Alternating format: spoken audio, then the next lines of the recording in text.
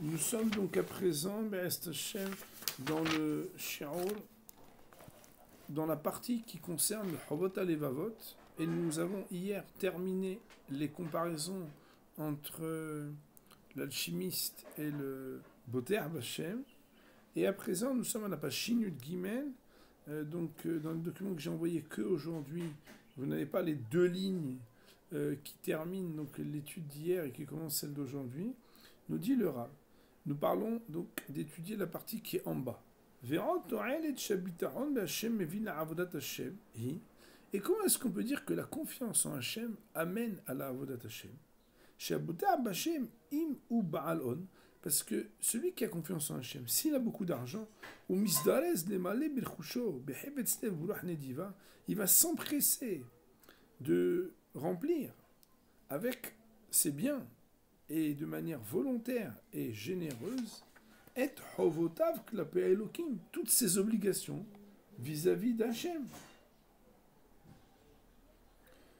Ve'et hovotav klape bnei adam, et toutes ses obligations vis-à-vis des hommes. Ve'im en lo richush, ou meshuchna ki ader richush echad hatovot sheshem mitiv imo. Et s'il n'a pas d'argent, il va juste se dire que c'est une des bontés d'Hachem qu'il n'ait pas d'argent. Parce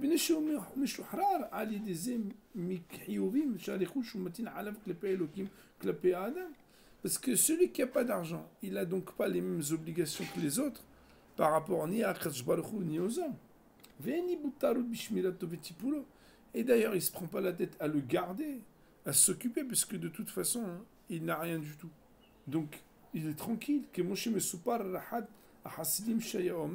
Comme il est rapporté à propos d'un des hommes chassidim, d'un des hommes pieux, qui disait Hachem yatzilenu mipizur an-nefesh, que Kadosh Baruch Hu, il m'épargne de l'éparpillement de l'âme.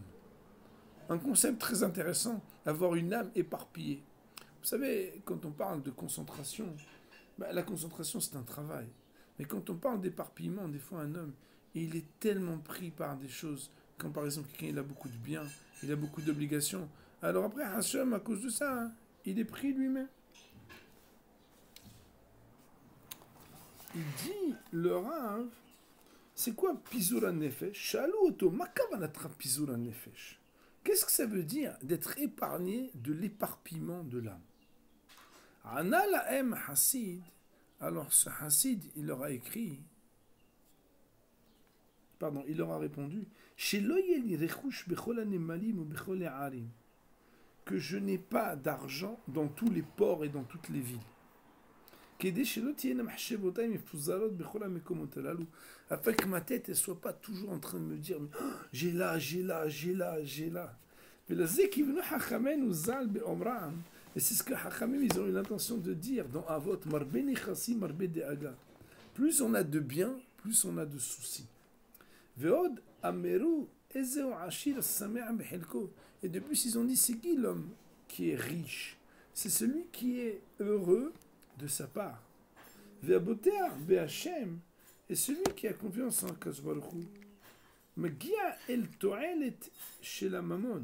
Il arrive à avoir l'intérêt de l'argent. Ça veut dire qu'il obtient sa parnassa.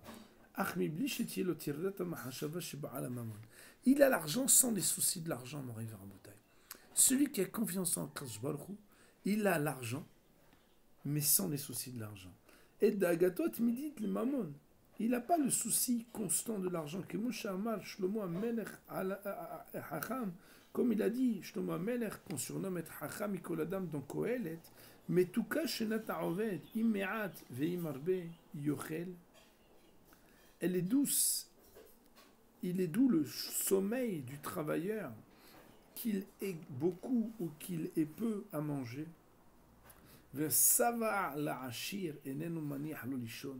Alors que le rassasiement du riche ne le laisse pas dormir tranquille.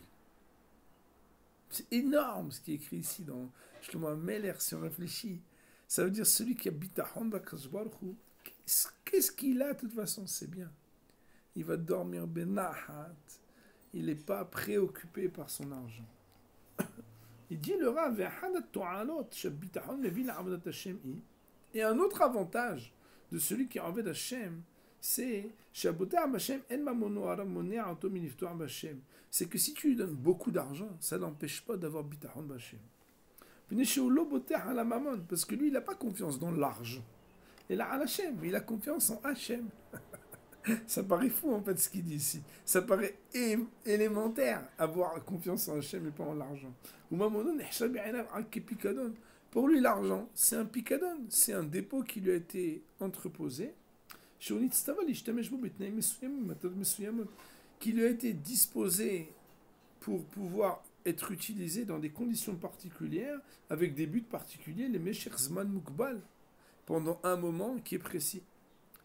Je ne sais pas si je vous l'ai déjà raconté, mais il y a une petite histoire qui raconte qu'il y avait un Rav Chassid, un Rebbe Chassid, il avait un de ses talmidim.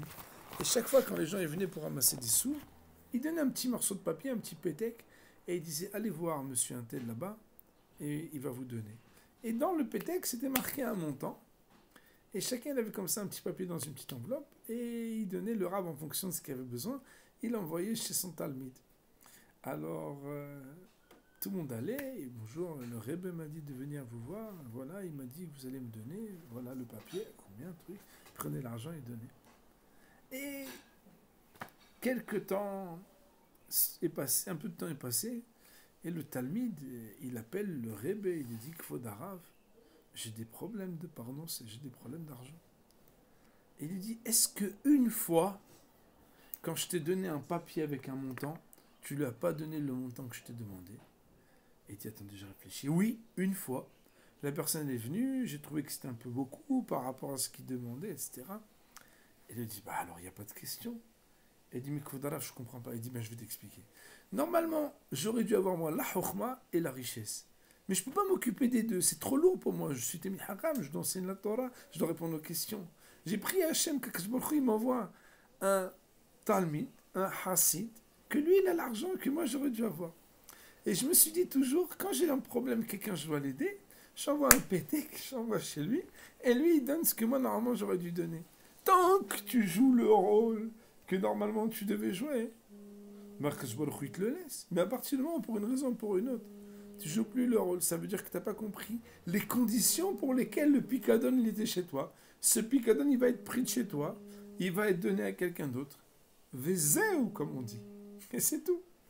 En réalité, le Rav, il nous dit que la manière avec laquelle on utilise, c'est quand quelqu'un il a le bitachon b'Hashem. Il sait qu'en réalité, c'est comme presque c'était pas son argent. Ve'ima mamon mitkayem beyado zman rav. Ah, et si pourtant l'argent il est longtemps chez lui. En u bo'ed biglalze be'Hashem b'torato. C'est pas pour autant qu'il va rejeter Akadosh Baruch Hu et la Torah. Ve'nu maskil tatovot she'asa le'ele shonitztava la'em la tête mehono. Et il va jamais se dire mais celui-là je lui ai donné, celui-là j'ai fait pour lui, celui-là j'ai participé. Et a fortiori qu'il ne va pas leur demander d'avoir une reconnaissance ou quelque chose en échange. Oda veshwa, des remerciements, des louanges. Et là au modèle les bor'o al she'asa otoshliach le'etiv la'em. Mais seulement et uniquement, il remercie Akadosh Baruch Hu qu'Hashem, il lui a permis d'être shaliach. C'est le shaliach. Il y a des gens qui sont shaliach pour certaines choses, lui il est shaliach pour ça. Veimu mafsidet mamono. Et si Hazou Shalom un jour, il perd son argent, ou l'odo eik velo mitza'er al erander mamono, ça on peut le dire à Botaï dans les livres, j'imagine ça doit être très dur à réaliser, il n'est absolument pas inquiet ni triste d'avoir perdu son argent. Et là, au modèle est locav, que chez locav et pigdon mimenu. Mais il remercie Akadosh Baruch Hu, qui reprend ce qu'il lui avait mis, que chez Mshodalo, que chez Masarot pigdono. C'est comme si quelqu'un il vous a prêté un diamant, après il vous le reprend. Il vous l'a déposé pendant un mois et il vient le reprendre. Et tous les jours, toi tu vois le diamant, les gens disent ah quel beau diamant. Sa mère, c'est pas à moi, de toute façon, c'est à Akadosh Baruch Hu. Ce qu'il prête, il prête, ce qu'il reprend, il reprend. Et là, quand on le Rav dit, il lui le remercie, c'est Madrega Gdola. C'est quelque chose, on se dit, mais en vraie vérité, si quelqu'un réfléchit un tout petit peu, si on arrive à la Shkafa Tehora, à une conception authentique, que ce qu'on a n'est pas à nous.